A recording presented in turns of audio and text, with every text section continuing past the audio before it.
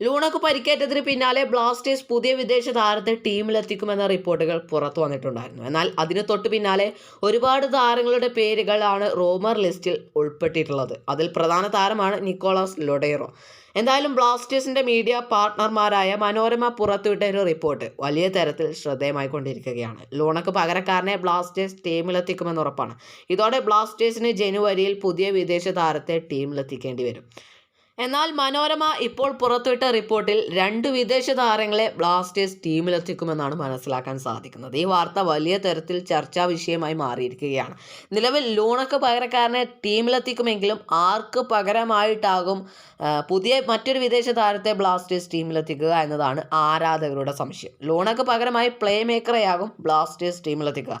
പുറമെ ഒരു സ്ട്രൈക്കറെയും ടീമിലെത്തിക്കുമെന്നാണ് മനോരമ റിപ്പോർട്ട് ചെയ്യുന്നത്.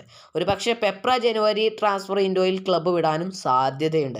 നിലവിൽ ടീമുമായി ഒത്തിണക്കം കാണിക്കുന്നുണ്ട് എങ്കിലും ഈ പ്രകടനമല്ല ബ്ലാസ്റ്റേഴ്സിന് ആവശ്യം.